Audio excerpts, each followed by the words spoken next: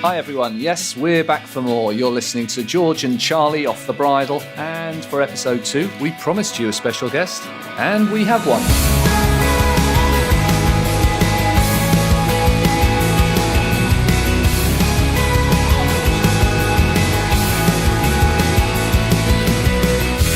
Thank you for joining us again.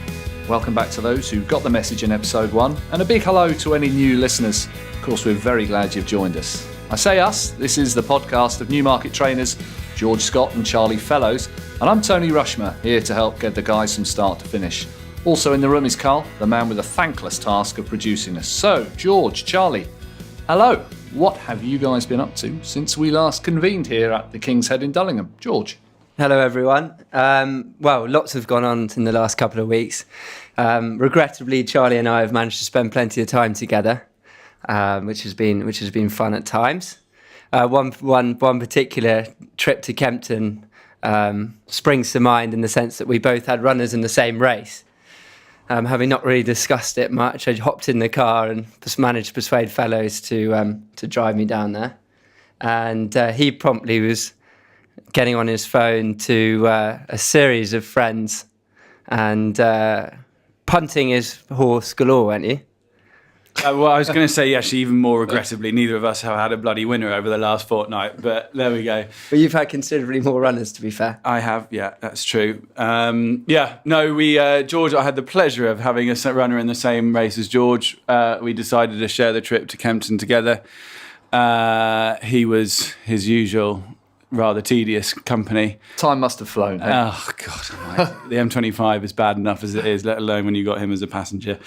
Actually, we were talking more about music than horses. Yeah. Charlie's a big music man, and I was asking him who the latest bands are, and he's got me into the foals. Foals, they're called foals. They hate it when you call them the foals. I know that from personal experience. Well, you're best mates with them, eh? Very good mates. He battered me this morning when I used some out-of-date reference. I said, we'll rock out on today's episode. He absolutely slaughtered me. He said that is a term that hasn't been used for about 20 years. No, you do. Actually, on a serious note, you are a big music man, and we had a nice trip down, and I got to know foals. In between conversations about our runners, we had both had a runner in the same race. Charlie's horse, to skip a long story, ran very well, but was what he thought was very, very unlucky. I thought he was only mildly unlucky, but probably should have won. And my horse was probably in the same boat, drawn 13 of 13, and hit the front and finished a good second, as Charlie was back in third. How much ground did mine make up in the straight? Yeah, plenty of ground, but 15, but I think he's probably a horse that probably wants to be held up. He looked a bit gassy. And you talk. No, but my horse was drawn 13 of 13. If he had a good draw, he would have won by half the track. See, this is the thing where you talk some nonsense when you. Anyway, we'll put that one behind us. We'll see how many he wins this year. But I beat you. Yeah. So it was a good start to the season for me. It was fantastic. I was over the moon. It made the journey home even more enjoyable. And then we've had a good laugh, and a great friend of ours, Billy Jackson, organised a boys, I say with the fingers in the air, boys dinner on a Tuesday night, which was a bit of a strange night on the best of times. But he drove all the way to Bury and picked up a cottage pie, which was particularly delicious, although he has Waitrose next to him. But we were all waiting around, and Charlie was the last man to join. And we were getting later and later, and we were wondering where he was. And someone had said, well, I have spoken to him, and he said he was on his way. So I'll let Charlie take up the story, but he turned up rather bedraggled, at least half an hour late. What happened, mate? Yeah. So we got a very nice invite, and before, in the afternoon, Billy texted me his address. And I must have looked at it fleetingly, and sort of then put it back in my pocket, and something stuck in my head. And afterwards, I realised what it was. But I sort of had the address in my head, and I decided that I was going to walk there because it was just around the corner. And just as I left the house, it started raining. So it was pretty miserable already. Anyway, I get to the house, or where I thought he lived, and I knock on the door. No one answers. Knock again, no one answers. I'm just about to walk away, and the door opens, and sort of welcoming me was a lady wearing just a towel. Normally this would have been fine, but I actually knew the lady. I'm not going to say her name, but I knew the lady in question. Young lady, yeah. And I also trained for her mother, which makes it even more awkward. Anyway, in my head at the time, you're a bit flustered because it was the last thing I was expecting. And I'm thinking, bit strange that she lives with Billy, but not going to, obviously, it could have happened. So she says, "Oh, you're lucky. You just caught me literally as I was getting in a bath." And so as I walk in, I say, "Oh, don't worry. Don't mind about me. I'll go and find the guys." And she sort of turns to me, looking at me as if I'm completely barking mad. And is like, "Sorry, which guys? Who are you talking about?" And I was like, "Billy, I mean, he's having dinner here." And she's like, "I don't know who you're talking about. I don't live with a Billy." And it's already sort of in the kitchen by this point. I was in the kitchen by this stage.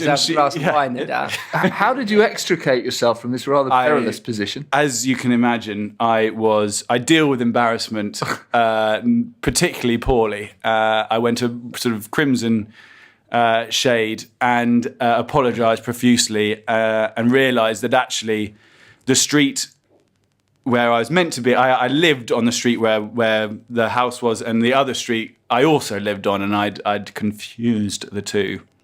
So that was slightly awkward.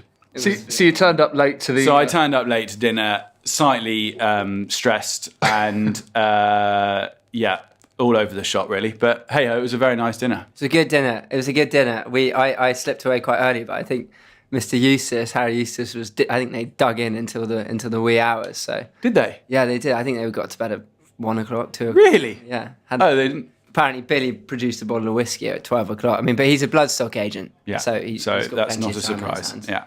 So, guys, we've been racing together. We've been socialising together. Have you two spent any time apart since we were last convening around this table? George? I have. Well, I slipped off on holiday with my wife for her birthday. We went to LA. As you do. Ah, very nice. I teed that up, to be fair. Yeah. Business class. We're at the back of the plane. Get to the point. How did it go? Good trip? Yeah, good trip. Fantastic trip, and actually a really, really nice place for me to go back to, having worked out there. Lots of friends, particularly Simon Callahan, who has done incredibly well. Moving from Newmarket to California, and so went to the track, had a nice time with him, and actually had lunch with him, which normally lunch with Callie sort of rumbles on to supper. So we went to stretch our legs, and we were walking along and bumped into the heavyweight boxer Deontay Wilder, who, surprisingly enough, considering I sort of hunted him down for a photo, was very pleased to stop and talk, and we had a good chat with him, and I love my boxing, but I wouldn't have much knowledge on it. I managed to sort of splurt out, like, when's the Joshua fight going to happen? And he said that they were trying to organise two legs, one here and one in America. But anyway, he walked away. Exclusive. Yeah, there you go. You heard it here. I was so frustrated, though, because Richard Spencer, who's already getting a lot of time on this podcast, amazingly enough. Too much time. Way too much time. Too much time. He's never coming on as a guest.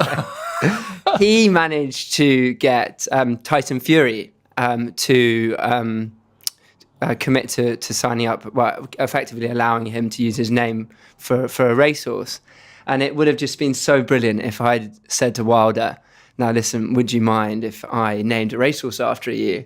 And then, you know, in Dreamland they met on the track. It just would have been a great story, and it was a real missed opportunity, and it really annoys me. Did you leave the poor guy without him feeling like he'd been somewhat stalked? Scott stalked. That's definitely debatable, but I got the picture. So very good. Any other travellers' tales from while you were out there? No, Charlie. What have you done much?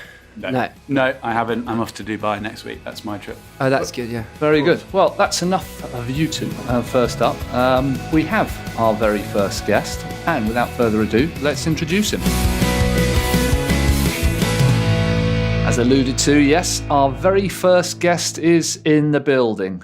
Shall we give him a big build-up? After all, he is a man whose career has really flown this last couple of years. No, let's not. No, I'm not going to do that. Suffice to say, our guest is a man who, by his own admission, was once called a lunatic by Her Majesty the Queen. To find out exactly why, at some point in the next 20 minutes, half an hour or so, it's time to introduce the one and only Mr. Oli Bell from the ITV Racing team. Oli, chuffed you could join us. Thanks for having me, guys. Great to be here in the King's Head. The start of something very exciting for you guys with the podcast. The first one was terrific, so thanks for asking me on. Did you catch the first one, really? Genuinely, yeah. I listened Liked to it? it. Yeah, I did. Yeah, really enjoyed it. Hence why I'm here. He gave me about an hour-long critique. I sort of, oh my God. It's nice to get you. We know you work in broadcasting. Yeah, I did. No, but it's nice to see you.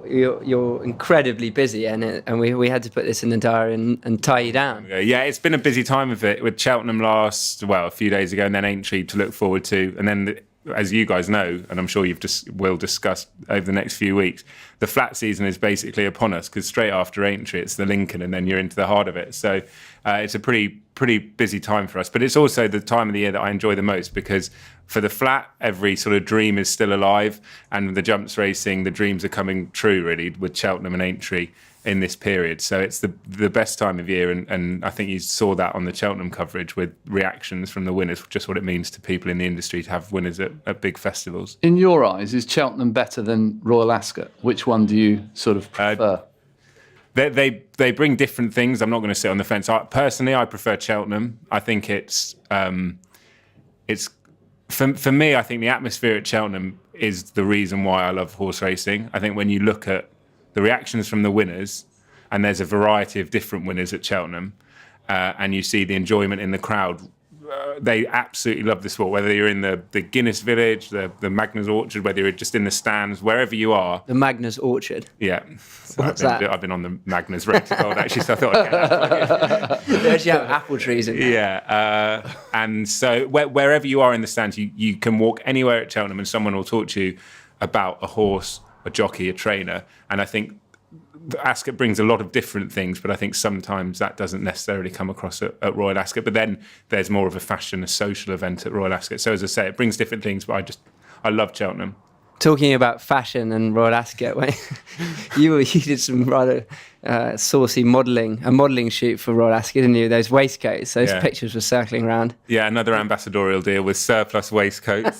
Henry Hales, who's a friend of ours, particularly awful he made me. pictures. So this is about 6 years ago, and he got me to go to some flat in London, and I had to model a waistcoat. But modelling is incredibly uncomfortable. And it shows. Tony, you probably know actually about it. Sorry, George and Charlie might not, but it is. Fellows knows nothing about fashion. He is literally the scruffiest oik of all time. Like how he gets himself through 5 days of Royal Ascot is beyond me. I was actually going to say I may not be the best person to critique someone's dress sense. No, I mean, but the jeans what were you wearing last week at Cheltenham? Some of the stuff you wore. I saw him wearing red trousers. So debatable. Red trousers. Okay. There was a long cream coat you wore that was very debatable. And on the first day, you wore this beanie that made you look like you were 14 years old. And I was like, come on, mate, you can't wear that. And just to set the scene for the listeners, Charlie is currently abusing me wearing a Nike hoodie, dirty trainers. Dirty, yeah. He always has dirty trainers and jeans which are too tight around his thighs. It's very difficult to get your attire right at those festivals because the weather, 1 minute it's hail, then it's snow, then it's sunshine. So you have to plan for all weathers, and it was just an amalgamation of a load of different outfits. It didn't necessarily work, but hey. I'm glad fellows did raise that jacket because I must admit the Frodon interview was for me one of the best bits of sporting broadcasting I think I've certainly seen in connection with our sport. But I couldn't help. I kept looking at the jacket, that sort of beige three-quarter car coat. Tony, thank you. Do you have a stylist? No. Do they let you get away with that? No, I mean, what sort of goes into your presentation? Do they say, "Come on, Ollie, not today"? Clearly, a lot more after this podcast. He's always been a dodgy shoes man as well. But you like pointy winkle. He's glad he came on now. Yeah, this is fun. The Frodon interview, Tony, that you yeah, let's go to the Frodon interview. It's a great moment. The thing about that was that honestly, and I said to a lot of people after it, that what amazed me about that, and I promise you, anyone could have done that interview. You just needed to have hands and hold the microphone to her mouth, essentially, because Bryony's words were the best I've ever heard anyone, pretty much in any sport, actually, describe the feeling of winning and that relationship with the person that they are taking part in the sport with. And if you read the quote that she gave, and it was printed in the paper the next day, I promise you, a script writer wouldn't have been able to write better words. And that is immediately after she's won the biggest race of her career. It was, and I remember walking around down at the bottom when during the interview, just genuinely being blown away. And I could hear people in my ear. There were people, I'm not joking, people were crying in my ear listening to it who worked on the ITV team. Cheska on the podium started crying because it brought back, I think, for so many people, lots of different emotions. Maybe the first time you ever sat on a horse or the first time you built up a relationship with a horse. It was kind of National Velvet-like, and I don't want to degrade what she's saying by making it like Hollywood, but it was that level of emotion that you saw borne out. And I wish that more people in the sport were able to explain the feeling of winning like Bryony, because I think that would go a long way to selling what we do and the sport that we love. Did you feel privileged to be on the inside and that close to that testimony? Oh yeah, 100%. The thing is, I think about the Cheltenham coverage this year, or not the Cheltenham coverage, but the results at Cheltenham this year, is that it meant people at home felt like they were on the inside. I think that's the hope with any sort of broadcast, whatever whether it's this podcast or a newspaper, you want to feel like you're part of the action. The best writers make you feel like you were there.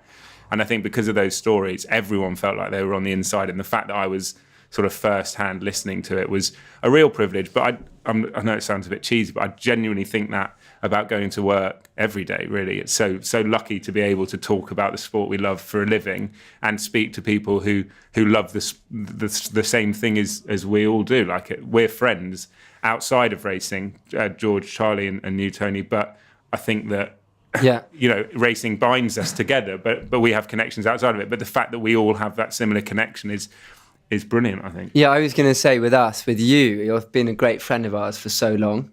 And I don't think that from our point of view necessarily we take you for granted in the sense of what you're actually doing, but to be standing down there at after the finish line in front of 1 million people and conducting those interviews the way that you've done, it's pretty extraordinary.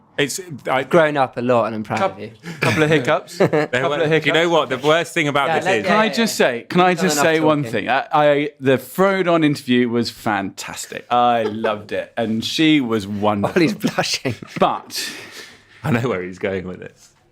At Royal Ascot this year, 2019, when I win whatever it is, if you come up to me after the race, and the first question you ask me is, wasn't that fantastic, George's win in the race 2 races before, like you did to poor Lizzie Kelly? Poor Lizzie. I promise you, the TV ratings will go through the roof because I'll probably lamp you. I'll explain that. Did you know what? After that Bryony interview, obviously Twitter went bananas for it, and it reached the front pages of the paper the next day, not the interview, but Bryony's win. And so there was lots of people saying what a brilliant interview it was. And I reiterate that was genuinely nothing to do with me. That's all down to Bryony. The thing that I beat myself up about more than anything during Cheltenham is that I asked 2 of the worst questions imaginable.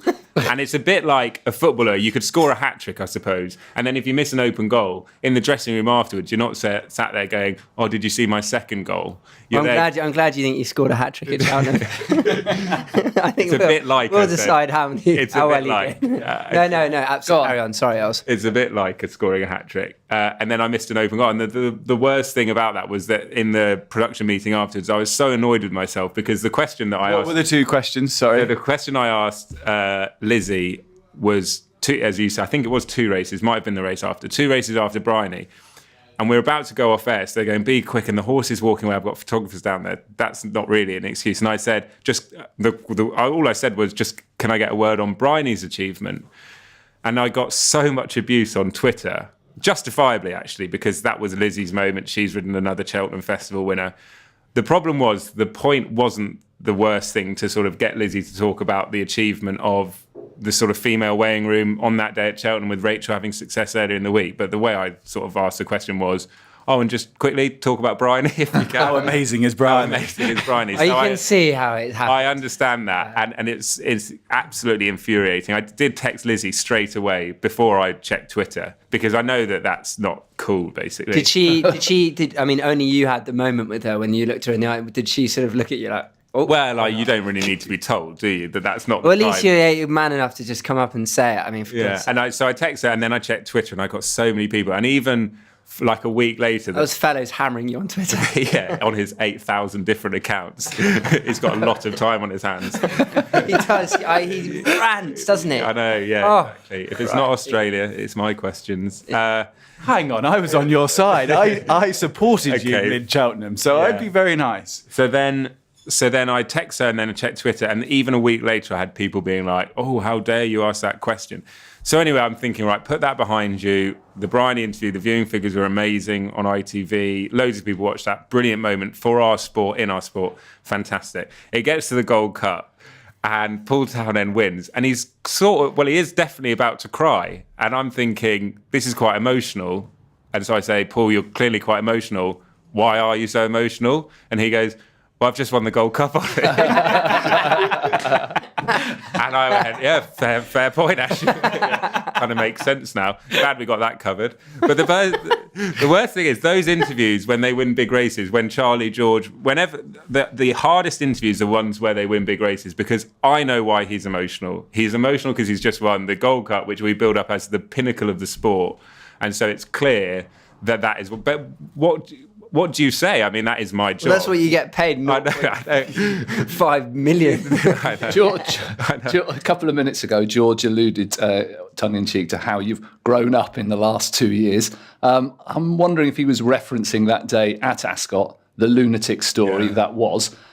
Set the scene for us, Big Orange, and tell us why, if it did happen at all, the Queen referenced you as a lunatic. I didn't make it up. That would be probably, I'd get taken to the tower if I was making up Queen stories. It was a magical moment from everyone's point of view, but I'll let you carry on and tell the aftermath is more, because we all saw it happen. Yeah, so what happened was I was down where the jockeys finish, ready to do the winning interview, and it was, the race itself was a phenomenal race, even if I had Ascot Gold Cup. I thought I was going to win it. Big Orange against Prince of Arran came cruising at one stage. Made up 15 lengths at the end, a bit unlucky.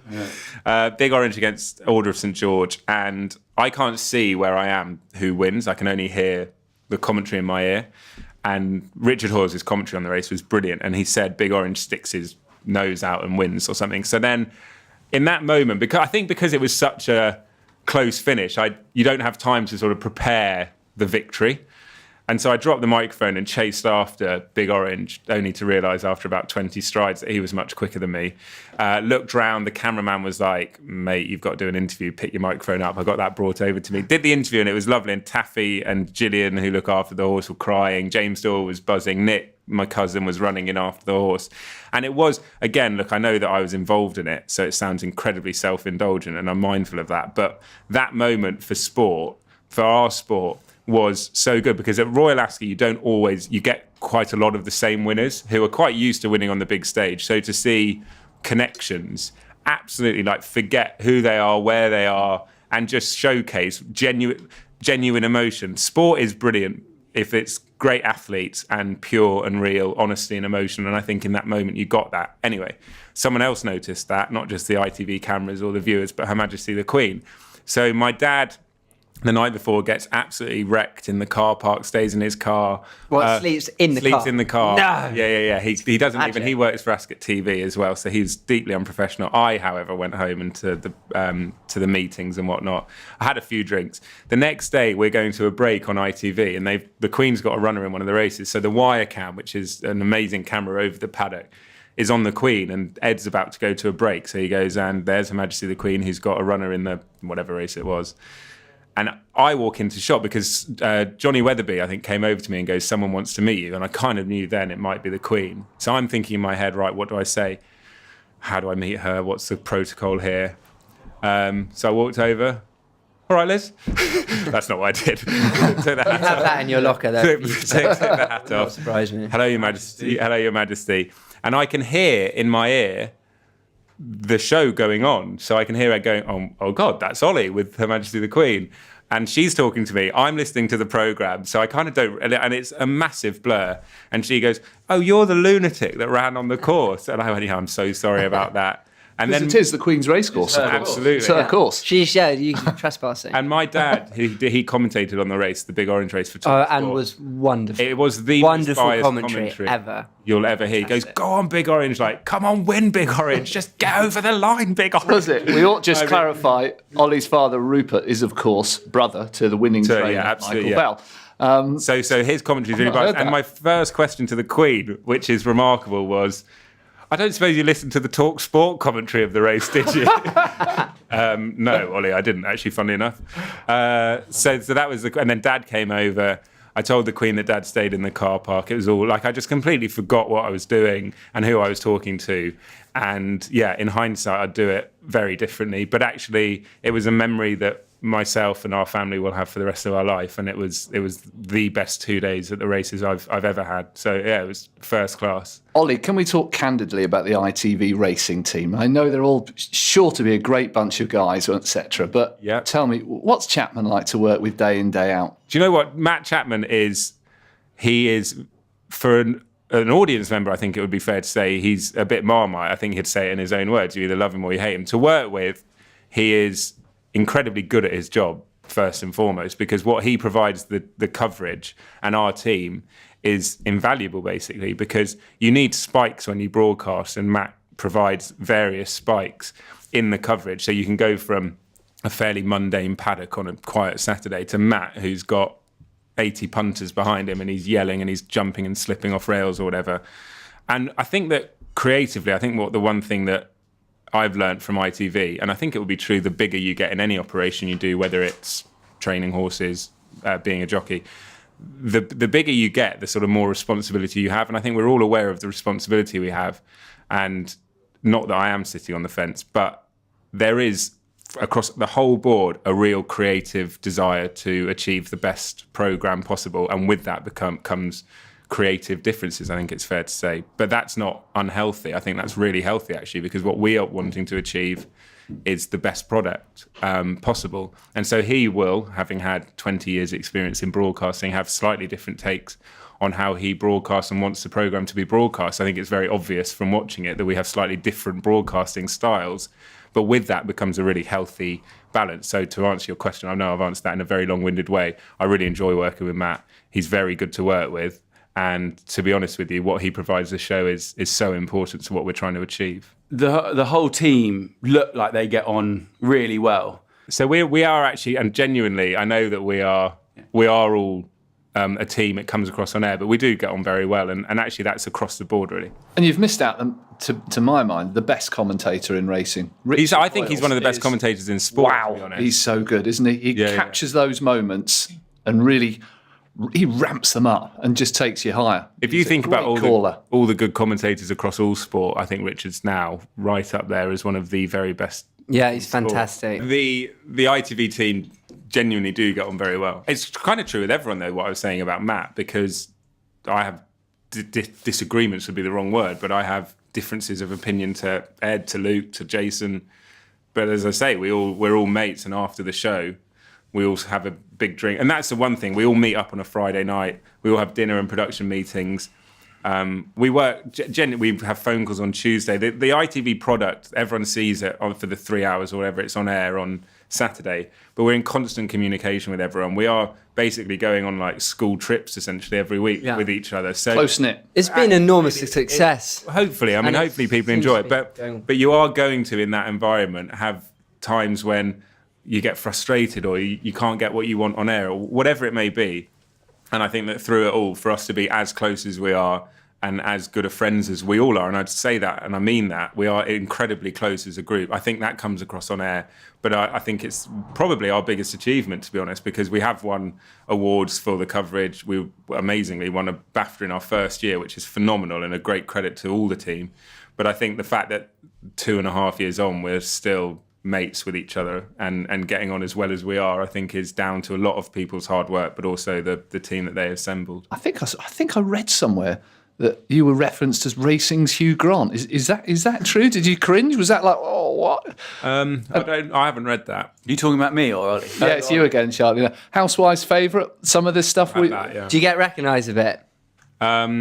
You have a Do few, you ever you have get a few recognised? I've never asked you this. The best thing is a little bit, but the best thing is the funny moments are when I actually don't get recognised, but when I'm with other members of the team who do get recognised. So the other day I was with I can't remember who it was, Ed maybe, and someone went, "Oh, great stuff at Cheltenham," and then they went, "Oh, Ollie, were you on the coverage?" Obviously didn't see the Bridle. And things like that. Yeah, you do a bit actually. And to be fair, the more since ITV, obviously, you get recognised a lot more. But not. I mean, it's not like I can't go to Waitrose anymore. Let's give Ollie a little moment to catch his breath. The other side of the music, we'll find out a bit more about Ollie's life. First time I met Ollie, he was nowhere near a racecourse. In fact, he was flailing away with a cricket bat. In fact, that does him a bit of an injustice. Ollie's pretty effective with a bat. We played a few times together in the Newmarket Racing team. George was there as well a couple of times. And I think I remember you, Charlie, rolling in off about 20 paces, bowling quite quickly. But before we get to Ollie's fast bowling, I do think you were always one of the first names on the Newmarket Racing 11 team sheet. Cricket your number one passion outside of racing? Cricket and football, probably. I used to play a lot of sport at school, and coming to Newmarket when I lived here, which I did a few years ago. You'd be a real prep school sportsman. Really He's good a at proper prep batsman. He's a First seriously 11 for everything. great eye. Great eye for the ball. Good, not great. I mean, No, he's good at our level. I mean, he's Our he's level. not He was counted good for there, 50. is he? No, he was Socks good for pulled 50. up to his knees. He had Pristine white shorts. No, he, Yeah, he's got one of those cricket bags that literally have to deliver in a van. It's so yeah, that's true. But he was a good team man. Good team man and good for a 50. To be fair. Thanks. At our level.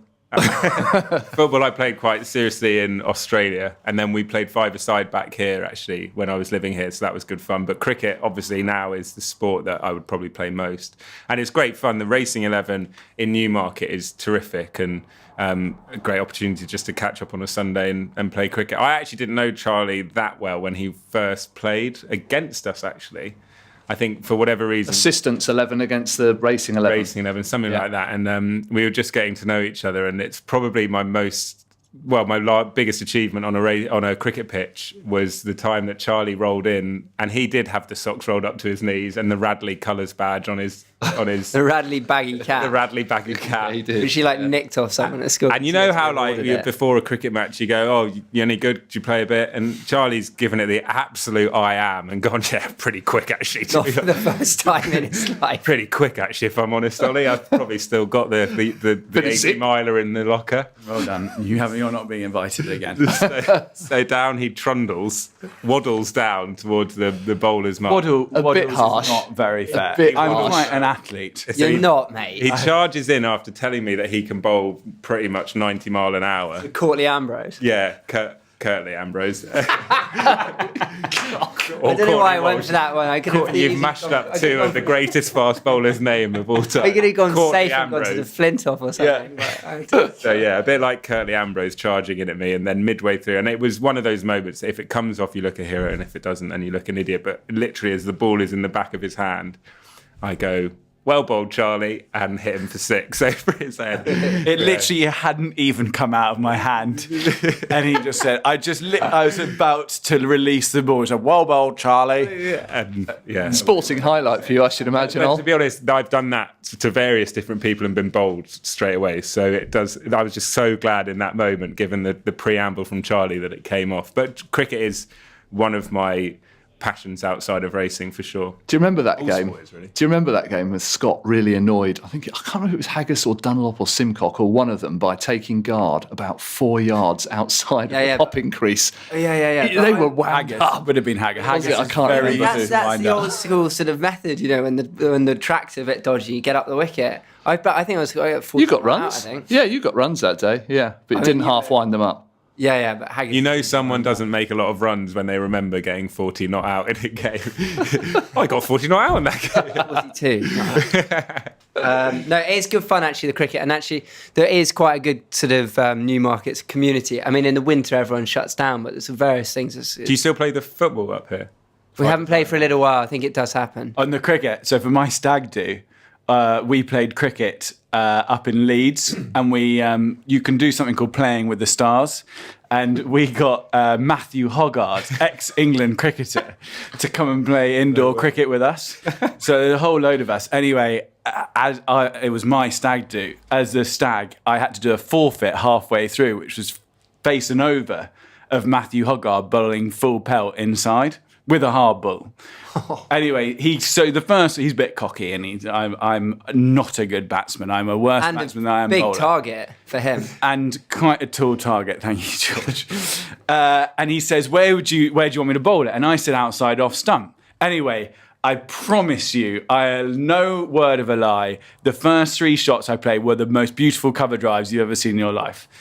And it was probably the biggest mistake I ever made, because the next 3 came down short and at my chin. I got out of the way of the first 2, and then the third one, he knew exactly what I was going to do, and he followed me down the leg side, and he broke my hand. No. And he caught. I had my hands up around my chin because he dug it in deep, and it caught me on the hand, and he managed to break my hand. So 2 weeks later, you got married with a broken hand, courtesy of Hoggard. It was actually, I think we did ask my stag do quite a long time before I got married, so I was okay. I don't want to go into it. I was story. actually away for Charlie's wedding, but there is a particularly funny story about the vicar passing out halfway through the service. No way. Did you not hear this? No. I must point out I was invited, but I wasn't there. They were both invited. Ollie had to commentate on some boxing. Oh yeah, and because we haven't got didn't into come, Ollie's sort of side hobby, which boxing. was pretty much the end of our friendship. You must quickly tell the story. It's okay, I very gold. I genuinely don't It was know a this. really, really, really hot day, and we're Vicky and I getting married, and we're at the top, and we're doing our vows, and the vicar says, "Do you, Charlie, take Victoria?" And as he's doing that, he wobbles. Shouldn't laugh. And anyway, we're like, "Are you all right?" And he goes out to the little side room, has a drink of water. Everyone's like, "What on earth is going on?" Comes back out, and we're like, "Are you okay?" We're like under our breath. And he's got a microphone on, so you can hear everything that's going on through the church. And we're like, and he says, "Yeah, I'm fine." And he's gone pale, like sheet white at this point. And he starts again, and he goes, like literally falls over. We catch him and take him through to the room. And on the microphone, you can hear all this clattering. And all the people in the congregation are like, "What on earth is going on?" Did you get a ship in? Did you get a replacement? No. No, I love it because I asked you then what happened. Surely you took him to hospital. No. He was adamant. He didn't want to go to hospital. Yeah. So we sat him down. We took off all his robes, wearing out 500 robes, and this was one of the hottest days of the year. We took off all his robes. I can imagine just big sweat under the purple. Like ridiculous. We got my best man then took over, and like so we were like, well, look, let's do all the bits that don't involve the vicar. We'll do the singing. Well, he took over as the like the sort of in charge. So we go out. It's like, look, we'll go and sit down. We'll buy some time. We had a doctor in the congregation. Get some water down him, get him cooled down, and we'll carry on with the rest. So we go out, and Vicky and I go and sit down where we're meant to be sitting. And my best man, who is an absolute star and did so well, came out, and he says, "Right. Slight issue with the vicar. He's under the weather, but we're hoping we're going to have him back for later. So we're gonna do the hymns, and we're gonna do the prayers, and then hopefully he'll be ready. So if everyone could be upstanding and sing 'I vow to thee, my country.'" That's fantastic. We went on, and he came out, and we sat him down right at the end, and he did the vows, and we'd signed the register, and we got away with it. But the poor guy was not well for a couple of days afterwards, but it was heat stroke. But at least he married you. Heat stroke, yeah. At least he married you, because you got to take these chances when they come. Well, I know. 2 days down the line, it could be a whole different story. Very true. Especially, yeah. Very good. Did we touch on boxing there somewhere? Did I hear the word boxing? We did, because and Ollie? Ollie's now.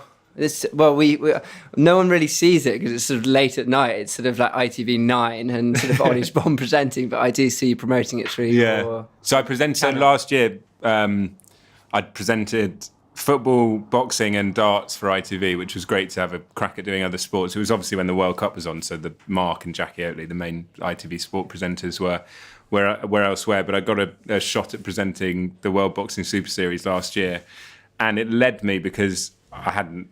And anyone that knows me will know that I've never been in a boxing ring before in my life. Like, I've always followed boxing, but I decided to have a charity boxing match last year, white collar fight. So I knew a bit more about what was going on in the work that goes into train. And I did 3 3-minute rounds, and it was possibly the worst. How many rounds did you last? I've lost on points. You lost on points? Yeah, I didn't get knocked out. I thought you got brutal knocked out. as well. God, you did well, I have to say. It is. God, it was brutal. But at the end of it, so the first round, I saw the judges' cards. I won the first round. The second round, I ran after him because my trainer, Nathan, who's a really good mate of mine now, he was like, "You're winning this." So like, and he had a bloodied nose, and he was like, "Go for him." So then it was like kiss chase around the ring, like me, like, "Come here, I want to get you. I want to hurt your nose again." And then I was so tired at the end of it. In the third round, I would rather, and I'm not joking, this is how tired I was, I would rather have got hit in the head than lift my arms up to defend myself. Like, I was that knackered. And then 30 seconds before the end, I said to the guy, the guy I was fighting wasn't the guy I was meant to be fighting. He'd fought before. Oh, yeah, you had a ring in. So the guy I was meant to be fighting, a friend of mine, pulled out 2 days before. So I had some guy who'd had like fights before. And I looked at him with 30 seconds to go and managed to sort of breathe the words like, "Please stop hitting me" out. So, like, Really? That's how tired I was. I was like, "Please, honestly, mate, Stop battering. We've all everyone's raised a few quid. It's really hurts." At least he said please. Can you stop battering the crap out And the of me? first time I sparred, this just shows how I'm not a boxer I am. The trainer, we had a sparring session. They got some sort of Latvian heavyweight into the ring to spar me and show me what it's like to get hit in the head, and it hurts. And I hit him, and I was going, "Oh, sorry." Every time I hit him, I was apologising, and he's like, "Mate, you really have a lot to learn because this is not boxing as I know it."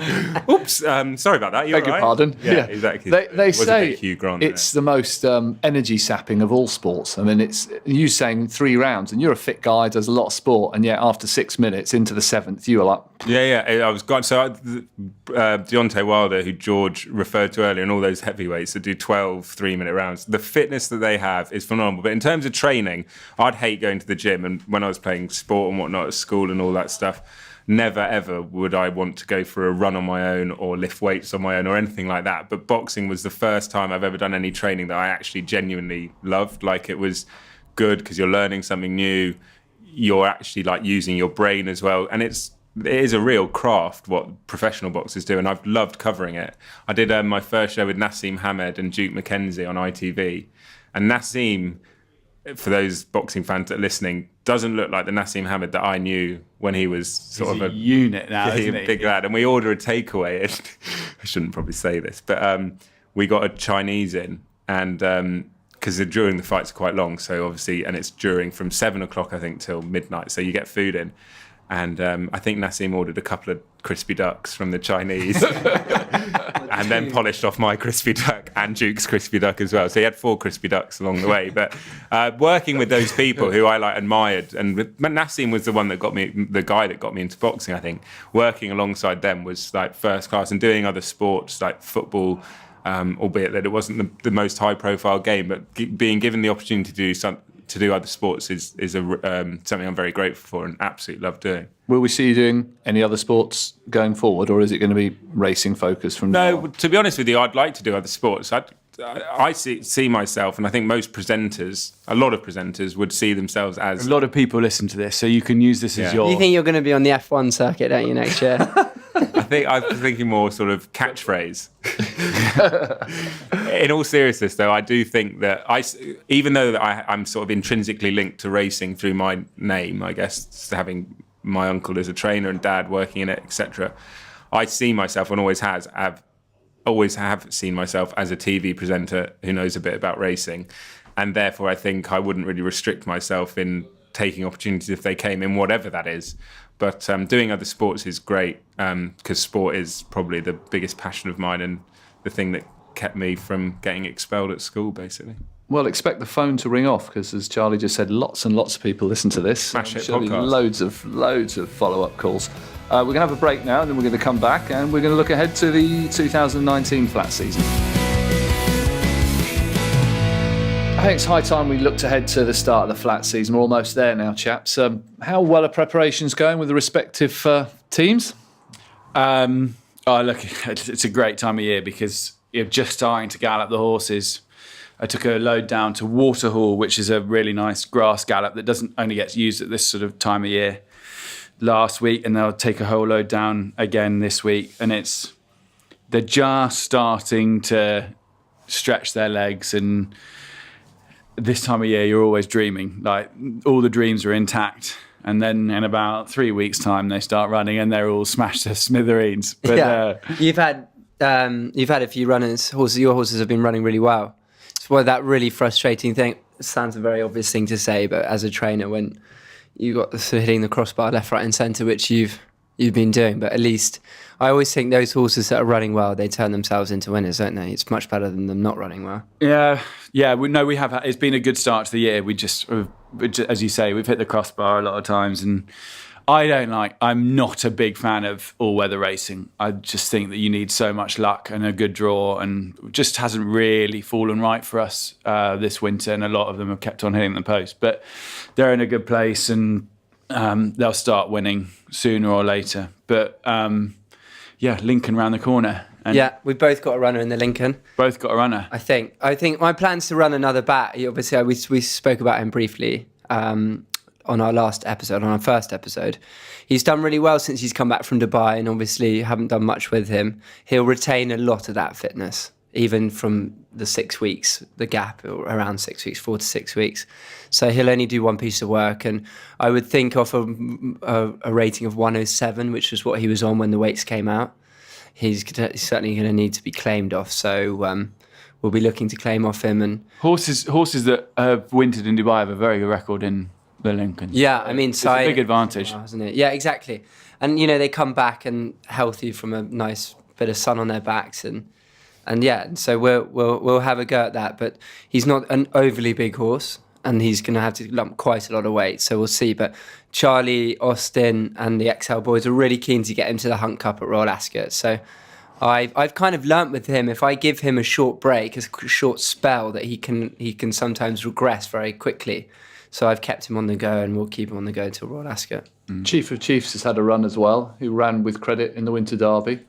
Yeah, he's... this is not going to surprise George one bit, but I actually think he's going to run a big race. He's going to run a very big race next Saturday. There we go. Well done. He is a very, very, very talented horse, but he's quirky. He ran off the track at Windsor as a 3-year-old. And he has got his quirks. What he has been looking for is a big field and a bit of cut in the ground. And we ran in the Winter Derby with the objective to get his mark up enough so that we could run in these big handicaps like the Lincoln, the Hunt Cup and stuff like that. Lingfield would not be his track at all. It would not suit his style of running. But I knew that if he could run well enough in a race like that, the handicap would put him up. And as sure enough, he went up from 92 to 100, which now gets him in. And I think that a place like Donny will really suit him in a big field. You can bury him, getting him right in amongst them and give him something to aim at. And he loves a bit of cut in the ground. So I'm actually really looking forward to seeing him run. He's a horse that I've always liked, but a lot has to go right. But I'm hoping a straight track will really suit him, and a big field will be the key. Well, sounds like your horse, Charlie, is one for the each way list potentially. The favourite in the race is Auxerre from Godolphin, Charlie Appleby, 5-1 favourite with the bookmakers at the moment. Big improver last year. I think it won its last 3. What do we think?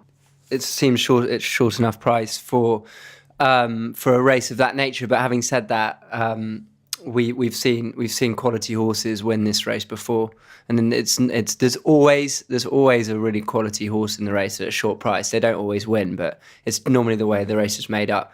Charlie's horses have been, They always say that for these big handicaps, you want the group horse running in a handicap. Last year, obviously, Adabe won it. He was he was actually a Group 1 horse running in a handicap, and he hosed up. Looking at the race this year, there is really only one horse in there that could be a group horse, and that is Auxerre. For me, he hasn't done enough to warrant that label. I think Adabe won the Cambridgeshire Constellation race quite impressively, and he looked very progressive. Auxerre hasn't got that profile. Charlie is, everything he touches at the moment is gold, and he could easily be that horse, but he doesn't have the same. Although he's very unexposed, I'd like him to have done it in a more competitive race, and it's going to be very tough coming into a Lincoln against seasoned handicappers. Is it not interesting that Prince Carl Abdullah and Roger Charlton have decided to keep Blue Mist in training as a 4-year-old? Horse is 12-1 in the race, and Roger has got a pretty sure touch at these big handicaps, hasn't he? You know, I would say that's quite an interesting decision. That horse is kept in action as a 4-year-old rather than sold at the back end of the 3-year-old career.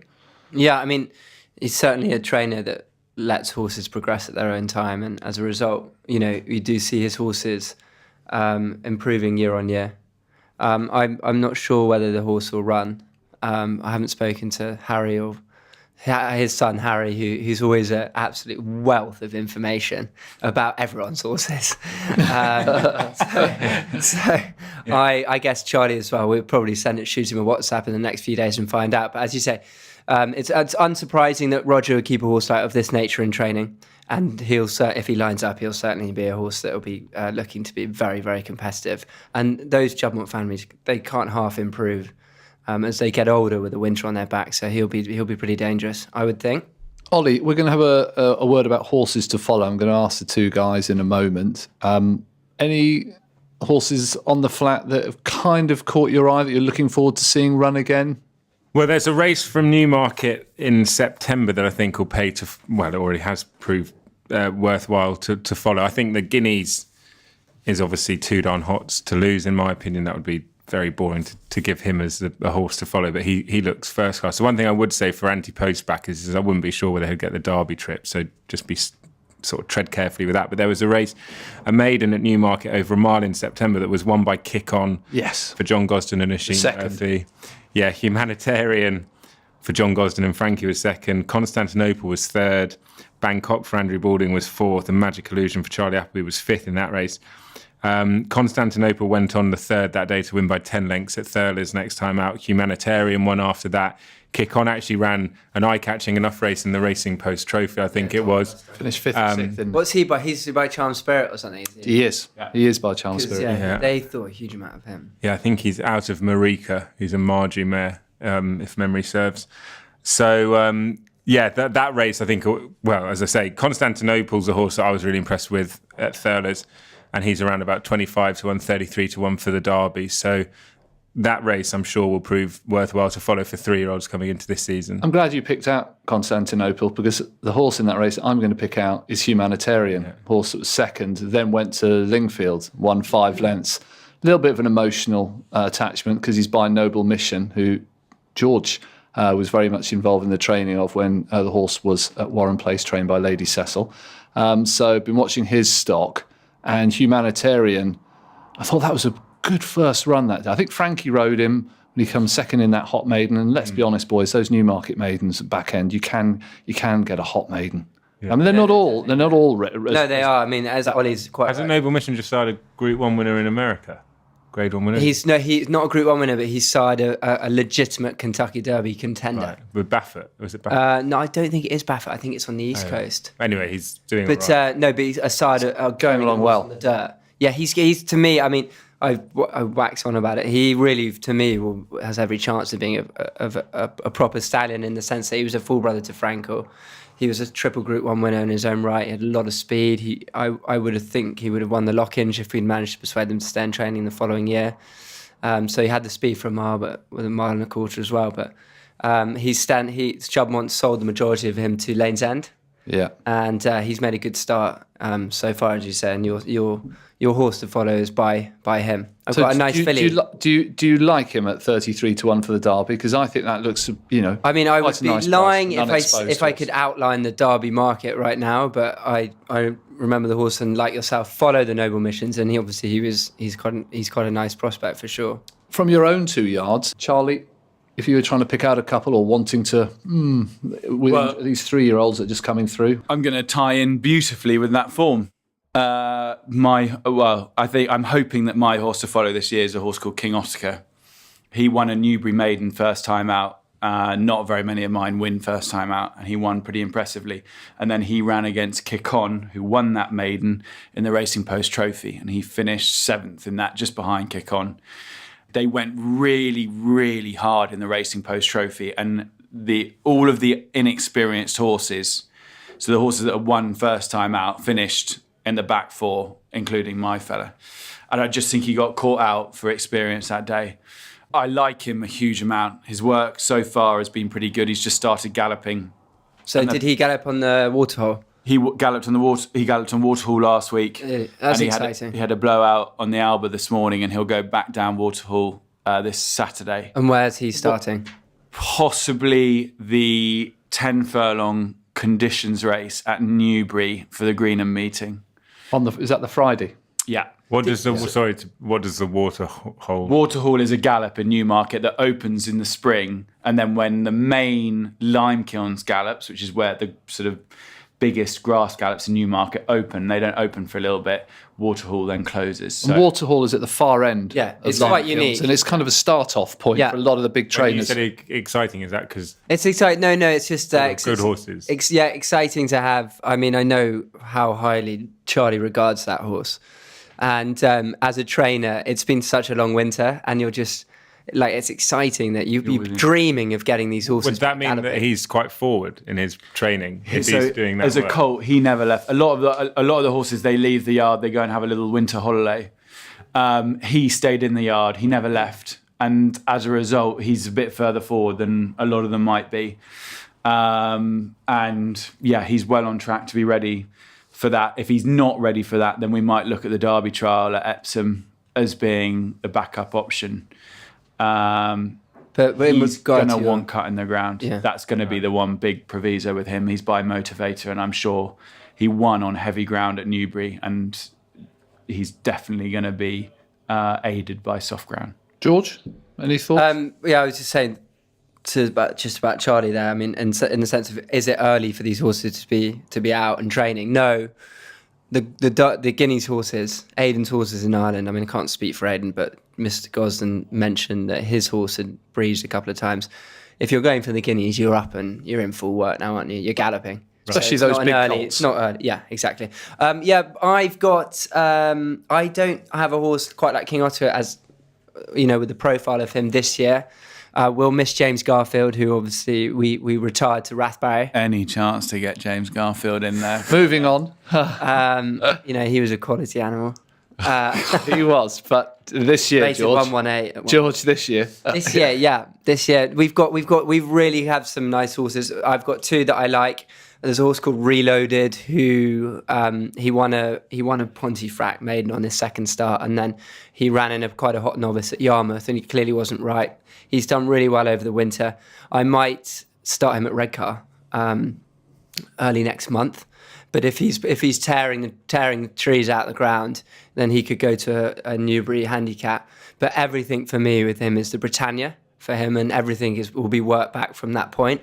And I guess I will talk about his progression on the podcast. What's he rated? Has he got a 85? Okay. So you're looking at that 7 furlong 0 to 100 at Newbury. Yeah. I've got one for that. I'll win that.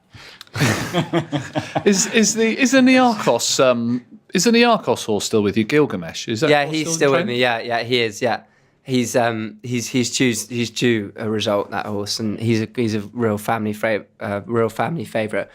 Yeah, that 7 furlong race is the race at Newbury is notorious, isn't it, Charlie, for being like literally the hottest handicap this side of the season. So I'm not sure I'll go to that unless I'm really going well. Can I ask? Sorry to chip in. Can I ask a question about that? Because obviously on ITV recently, the field sizes and arc and boycotts were in the news.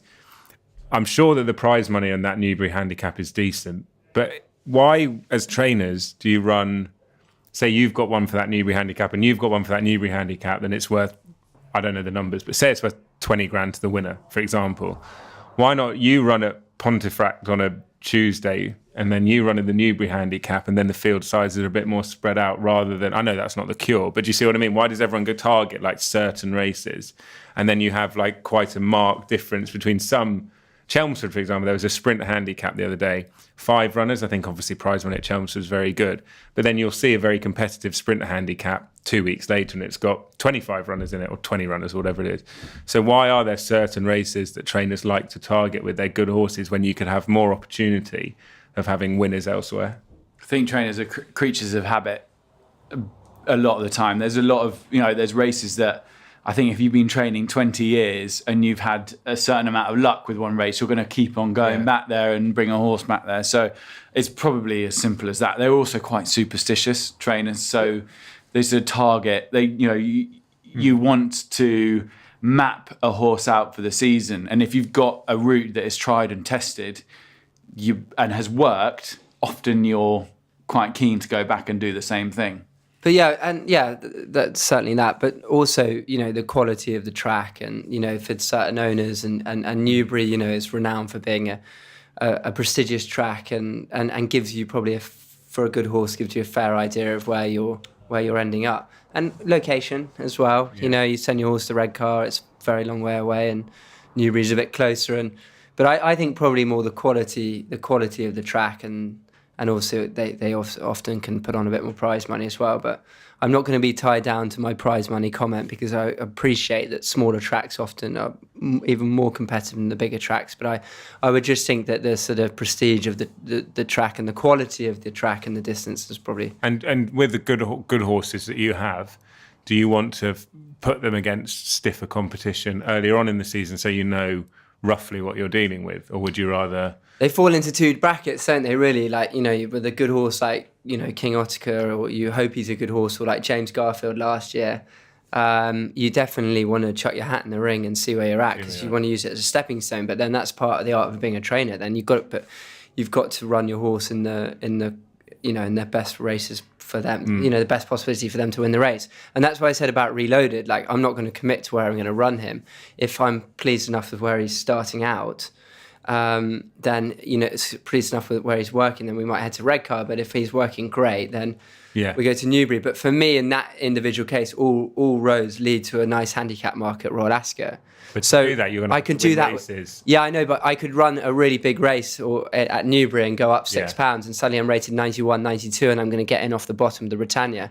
Whereas I might think I need to win two smaller races. So I think Charlie and I both actually probably pride ourselves on the mapping of horses' careers. Don't just turn up and run a horse for the sake of it, especially a medium to a good horse. I'm thinking 2-3 races down the line and working back. So that's probably a factor. That's probably one of the most enjoyable parts of I love job, it. I love sitting down and leaving. Like a puzzle ahead. I love that. That's what we're doing at the moment. We just started doing that. You're just going through it. You're working out, that's where I'm going to start.